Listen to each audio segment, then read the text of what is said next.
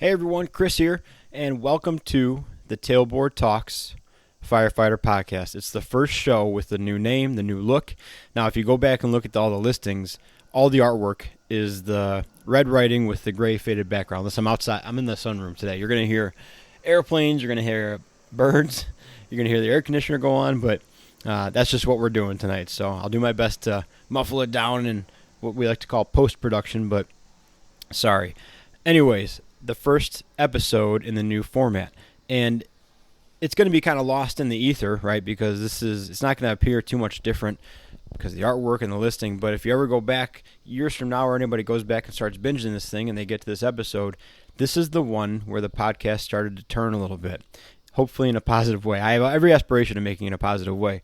But this thing started as a fitcast, so it started as just fitness. It was a placeholder during COVID. It was something I could do because I couldn't go out to departments and do my live presentations.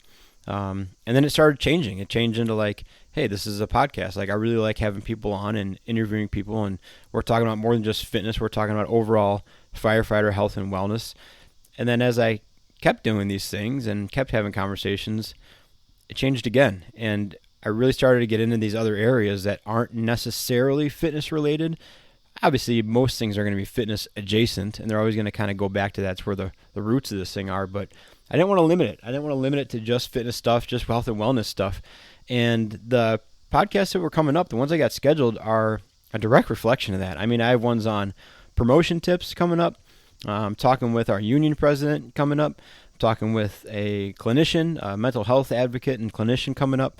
So we're all over the place in a good way because it all comes back to helping firefighters and EMS and everybody kind of get through this thing alive. And, that's really turned into what this is just a firefighter lifestyle podcast. And I'm so happy. I mean, it took a while. It took 80-something episodes to kind of figure out what I want to do with this, but I think we've arrived. We've arrived at least the flavor of the year that we'll be sticking with. So welcome to Tailboard Talks Firefighter Podcast. I'm excited to have you, and let's get into this one. This is the Tailboard Talks Firefighter Podcast, the best health, wellness, and lifestyle resource for the fire service. We're using stories, lessons, and tips from the front lines to give a realistic view of what the job can do to us and how we can make it out alive. I'm Chris Morella, a firefighter since 03, medic since 05, full-time since 08, and promoted to lieutenant in 20. I'm also a personal trainer and strength coach, and I'm here to give you the best information and host the best discussions to make us capable and durable, both on the job and away from it. So grab a heater, steal some fancy creamer from First Shift, and let's go chat. So today's going to be a solo episode, and I want to talk about something, and I've been thinking about this all day long, and most of the day yesterday, because something came up on Instagram, and I reposted it, and I need to get better at reposting things that I like, because I have a lot of really smart friends, and what I do is I go through my feed, and I'm like, oh, that's awesome, and then I don't do anything with it. I need to start reposting things and supporting people that have really good stuff going on, because there's a lot of them. Now this one struck home for me because it kind of hit me in the feels, kind of hit me where, if I have regrets about the way I've acted in the past, it kind of comes down to situations that this describes. And what the graphic says is under preparation is a coping strategy for stress. So it gives a couple examples. If you decided not to study much for an exam or skip out on practice before a big game, under preparation allows you to protect your ego because you quote-unquote didn't try. Actually, putting forth effort requires being okay confronting your limits. And like I said, that one kind of made me pause for a second, because if I think back to any of the times that I've been embarrassed of my behavior or frustrated with myself or let myself down, it's been times where I was afraid to show how much I cared about something. I was afraid to show how much I wanted to try, or I did try. I mean, I can remember even back in before high school doing projects and spending so much time doing these projects and getting so into it and being so proud of the work I did and how much I would just take such enjoyment in creating things. And then I would get to school and I would feel so embarrassed because I felt like such a dork that I cared so much about something that maybe someone else spent 20 minutes on and I spent hours and hours on. So I hid it. I hid how enthused I was or how excited about these things. And it just felt so gross, but I didn't have the maturity or experience to like stand up and be like, I'm really proud of this. At the time you just kind of sink back and feel like a dork. And sometimes that carries through. I mean, it's happened in sports, all the way, till into my 30s where, if I was up against a more skilled or a more talented opponent, there's a point where you decide to save your ego and kind of give up and maybe withdraw a little bit and act like you don't care or act like it doesn't mean anything when really maybe it'd be fun to try, but you're going to get beat. And so maybe you just hold back a little bit to protect your ego. I mean, it definitely happens in jiu-jitsu, right? You can tell when somebody wants out. Like when they're done and they're spent and they just want out, it's pretty obvious when they give somebody their back or give somebody their arm.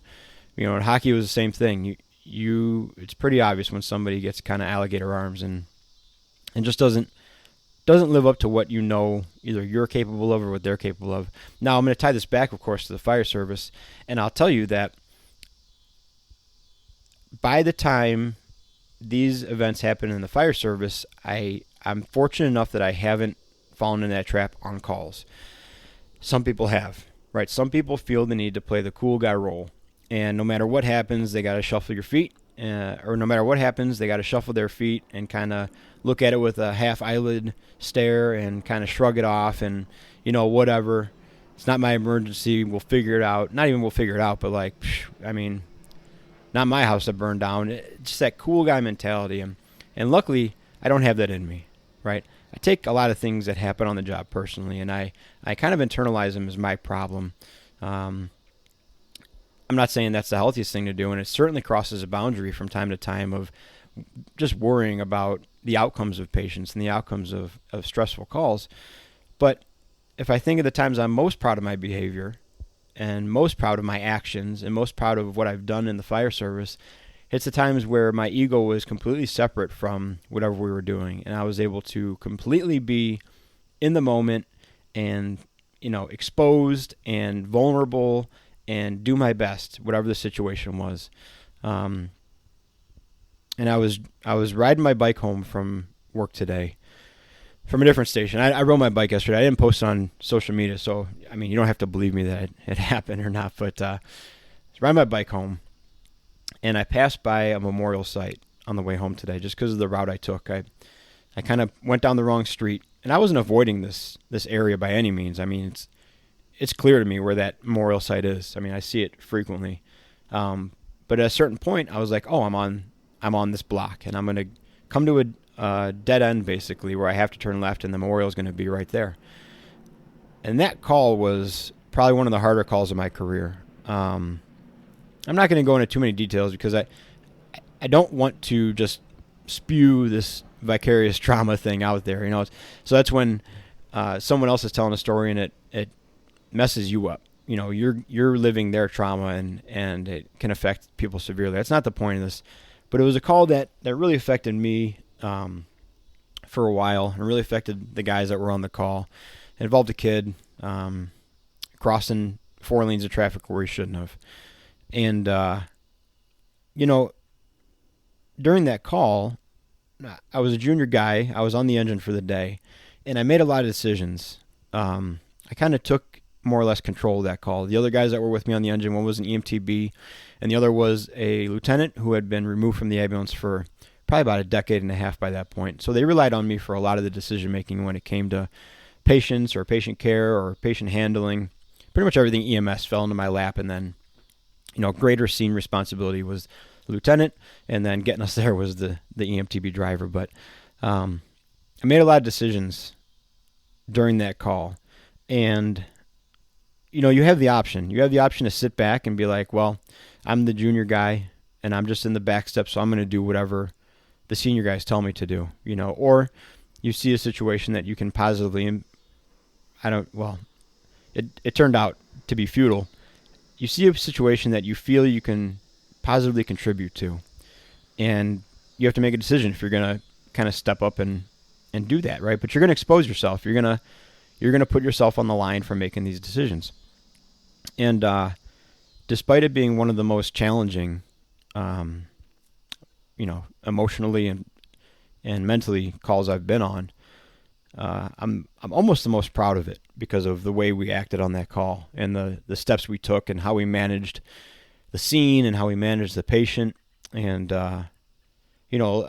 I'm sure that story will come out eventually. My struggles with that call had far less to do with the patient and the specifics of what happened to that kid, and more how I saw my decisions impacted the crew. So the decisions I made to treat and move and handle the kid, I was kind of running the call at that point, and became a certain point in the call where we knew that our efforts were completely in vain, and we were gonna do our best no matter what. But it happened to be me in that position, telling people what to do when we discovered how futile our attempts were. And so I took that to heart for a long time. Like I was responsible for putting our crew in that position to endure all that unnecessary stress and trauma and hardship. Like I said, I wasn't the only one struggling with it. It was a difficult call. I don't mean to belabor this. I'm just kind of wrapping my head around this thing. What I'm trying to get at is that I tried so hard. I tried so hard on that call. And even though it didn't turn out well or favorable, I don't regret anything we did. I don't regret how I acted. But I can't say the same if I had kind of put my palms in the sky and been like, this is a tough call, just tell me what to do. Or if I felt like my ego was going to get in the way of being vulnerable to take care of this patient, or I was going to be guarded and not want to put myself on the line and be ridiculed for my decisions or examined for my decisions and the choices I made. If I was too worried about how I looked and the call ended up the way it did, I wouldn't feel the same way. I'd feel like I held back and I could have made that situation better. So that's just one story that was kind of running through my head once I saw this quote, and I think it's parallel to it. It may not be exactly the same, but here's what I'll tell you from the back end perspective, because I've only been promoted for 2 years ish, I think, right around 2 years. From the back end perspective, it always frustrated me when I saw guys trying to play it cool and then try to like downplay or make me feel or others feel bad for caring. Checking out the rigs, really taking care of the station, really interacting and engaging and connecting with the citizens. That's something that I really like to do. And there's some people that consider that like cheesy or dorky, or they'll look at you like a suck if you try to do that stuff, And that was so frustrating for me because I want to work around people who care. And from an officer standpoint, I want to work with the people who care. I would rather have, and this is a challenging statement, I'd rather work with someone who cared so much and tried so hard and failed occasionally or struggled with some tasks or in some areas or with some things, compared to working with someone who played Mr. Cool Guy and who was just naturally talented and make everything look easy. I'd rather work with that try hard, and I put that on there with the graphic I posted. I'm a proud member of Team Try Hard. And it's been a long time to be comfortable with that because I do care about what people think. And I do, even if it's not the most healthy thing or if it's not justified, I do take other people's opinion of me, seriously. But just know that if you're out there and you're feeling like, man, I feel like such a dork for trying to be, overly prepared or really caring about these aspects of the job, or I feel like such a dork when I try to do a really good job giving a station tour and the guys look at me like I'm a total dork and kind of like, laugh at me under their breath and walk away. Listen, I want you on my crew. I want the people who have that capability and that capacity for caring and empathy and the desire to do that much good. I want you on my crew. So if you're struggling with that and you feel exposed and you feel vulnerable and it's not comfortable to do, just know that I got your back with that. Like, I would much rather have someone do that and have things they need to work on compared to someone who's too cool to do that stuff or lets their ego get in the way of doing the right thing and acting the right way. Of course, that's how I believe the right way is to act, but, it's public service. We're out here doing a service, and this job, whether you want it to or whether no matter how hard you try for it not to, there's going to be a situation where you are absolutely stripped of your ego and you're humbled, and you have to perform a task that, in your mind you'd say any self-respecting person would not do this, but here I am, elbow deep in it, and that's the way this job is. And so if you're more concerned about how you look and protecting your ego with getting the job done, then it could be a very rough road. And it's a complicated subject, but I don't know, that's how I feel on that one. So I'll read it again, this quote, and this kind of idea. It's dangerously close to a motivational quote, by the way, which I've said time and time again I'm not a fan of, but I like this one because it goes on to teach. It doesn't just say, you should try hard and live hard or something goofy like that. So I'll read it again. Under preparation is a coping strategy for stress. Decided not to study much for an exam or skip out on practice before a big game. Under preparation allows you to protect your ego because you quote-unquote didn't try. Actually, putting forth effort requires being okay confronting your limits. I want that. I want you guys to find the environment, find the group of peers, coworkers, friends, support system where you're okay confronting your limits, your restrictions, and your ego's a little bit at stake, because that's how we're going to grow. I really, as much as I hate to do it, I don't like being uncomfortable with that stuff either. Like, I'm not one of those people who's like, oh, I love failing and I love being uncomfortable. No, it's uncomfortable. It's not cool. It's not fun, but it truly is. It truly is the most effective realm to grow in. I also realized that I was using that excuse with this podcast. I was saying like, I really don't schedule too much, and me and Curt just kind of riff on topics, and if I got nothing, I'll just do a solo one, or I'll hang out with Katie. But it's not that popular. I'm not really trying that hard to push it. And every time I said that, it just felt gross, right? Because I'm spending time on this thing. I'm spending time recording it and editing it, making the graphics, making those little sound bites. And it made me think of another kind of concept that I heard a while ago, and I didn't look this one up because it was a fleeting thought in my head that just came back. But people like to say like, oh, I'm sacrificing a lot. I'm sacrificing a lot to make this podcast work, or I'm sacrificing a lot for this company or whatever, right? But that's not true. You're not sacrificing anything. The person doing the thing isn't sacrificing anything. They're doing what they want to do, right? They may feel a sense of obligation or maybe even guilt that they're doing it and not spending time with their family or not doing whatever else, but you're not sacrificing. You're carrying out the thing you want to do. The people who are sacrificing are your family. They're sacrificing. They're giving up their time with you so you can do what you want. And that kind of popped in my head because I'm like, well, if I use that excuse of like, I'm not really trying that hard of it, but it's taking time away from Katie and the kids and I'm with them, then what am I doing? Like, why would I spend time away from them doing this and then say I don't care about it? Like, is that one of those two is a lie, right? I either care deeply about it and I want to succeed, or I'm okay spending time away from them. I'd much rather spend time with them. So that was part of the change of this thing, opening it up, really beginning to be comfortable with it, and expanding it to just the Firefighter Podcast, the lifestyle podcast is, I want to make it something. I want to make it something that's worth the time I'm spending doing it. And I do care about it. And I do want it to succeed. And I'm frustrated with myself that I hid behind, that's no big deal. I'm not really trying that hard, so it's no big deal if it doesn't succeed. That's got to change. And so I'm with you. If you're changing, if you've realized something from this episode and you're like, you know what, I can't turn it all around. I'm going to do just a little bit better. Maybe I'm just going to cut out saying I don't care about it, or it's not that big a deal because I didn't try. Maybe I'm just going to keep acting the same way, but cut out that phrase. And I think you'll notice the difference. And maybe you're ready. Maybe you're ready to make a little change and be like, you know what, I'm going to let my actions do the talking. And I'm going to show that I care about this stuff. And if I get ridiculed a little bit, you realize that they're ridiculing you for wanting to do a really good job at something that matters a whole lot. And when you put it in perspective like that, all their kind of sideways looks and their scoffs and their, kind of teasing you behind your back or whatever they think they're doing, it loses a lot of its sting because you're serving that higher purpose, right? You're preparing yourself to serve the citizens and your coworkers better. So how can you be embarrassed about that, right?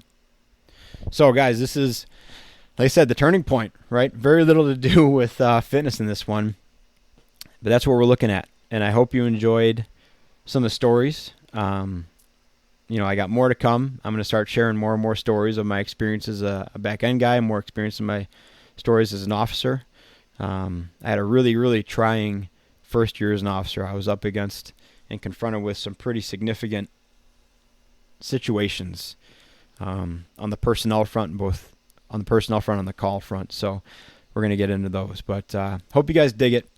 Thank you for hanging out if you made it this far into it. And I really hope you enjoy the new Tailboard Talks Firefighter Podcast. All right, guys, talk to you soon.